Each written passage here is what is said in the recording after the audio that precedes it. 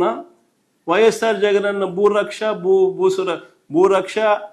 భూసురక్ష అనేది ఏదైతే ఉందో, భూరక్ష పేరును, జగనన్న భూ హక్కు మరియు భూరక్ష పేరును అదే పనిగా 15 కోట్ల రూపాయలు డబ్బిచ్చి దాన్ని తుడిపించే కార్యక్రమం చేస్తా ఉన్నాడు.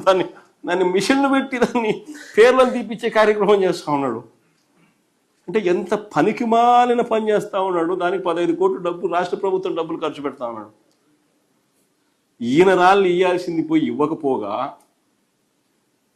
ఆల్రెడీ చేసిన యూనిక్ రాళ్లను దాని మీద భూరక్ష భూ హక్కు అని చెప్పి రైతులకు సర్వే రాయి కింద దాన్ని పెట్టి దాన్ని చెక్కి దాన్ని కూడా పెట్టిన రాళ్లను తుడిపేస్తున్నాడు. అంటే ఇంకా భూరక్ష రాళ్ళు కాదు, భూ హక్కు రాళ్ళు కాదు అని చెప్పి చూపడానికి. సో దాంట్లో ఉన్న యూనిక్నెస్ను దగ్గరుండి ఈయన తుడిచేస్తున్నాడు, తీసేసే కార్యక్రమం చేస్తూ ఉన్నాడు. ఎంత పనికిమాలిన పని కాకపోతే ఇదేందండి? ఎవడన్నా బుద్ధునోడు చేస్తాడు. అది ఆ అంబేద్కర్ విగ్రహం దగ్గర కూడా అంతే. దాని మీద అంబేద్కర్ విగ్రహం నేనే స్టార్ట్ చేసిన, ఫౌండేషన్స్ వేసిన, నేనే దాన్ని కమిషన్ చేసిన, కంప్లీట్ చేసిన. దాని మీద నా పేరు ఉందని చెప్పి అదే పనిగా అధికారులను పంపించి దాన్ని చిజిల్ చేసి ఆ పేరుని తీసిస్తాడు. ఎంత పనికి మాలినోడు ప్రపంచ చరిత్రలో ఎవడు ఉండడు. ఇప్పుడు నా పేరు ఆ నుంచి తీసేస్తే మాత్రం ఆ అంబేద్కర్ విగ్రహం ఎవడు కట్టాడని తెలీదా? ఈ రైతులకు సర్వేలు ఎవడు చేయించినాడు? ఇంత వ్యవస్థలు ఎప్పుడు వచ్చినాయి? ఈ ట్యాంపర్ ప్రూఫ్ పాస్బుక్లు ఎప్పుడు వచ్చినాయని తెలియదు రైతు. హలో ఫ్రెండ్స్, ఈ ట్యాంపర్ ప్రూఫ్ పాస్బుక్లు ఎప్పుడు వచ్చినాయని తెలియదు రైతులు.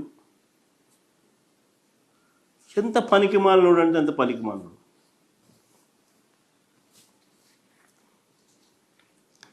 వయసు ఏమో 80 ఏళ్ళు.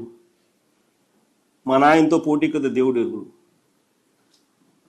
ఆయన కొడుకు వయసులో ఉన్న నాతో పోటీ పడడానికి కూడా ఇబ్బంది పడతాడు, అవస్థ పడతా ఉన్నాడు.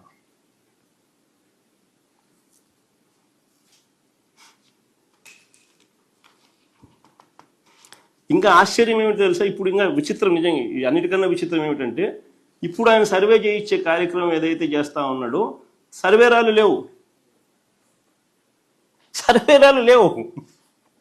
అంటే ఏ రాయి పడితే ఆ రాయి పెట్టుకోవడము, అదే సర్వే రాయి అని చెప్పి రేపు పొద్దున ఎవడైనా కానీ చూపించవచ్చు. సర్వేరాలు లేకుండా సర్వే చేయించే కార్యక్రమం చేస్తాను. ఎంత విచిత్రమైనవాడు, ఎంత విచిత్రమైనవాడు.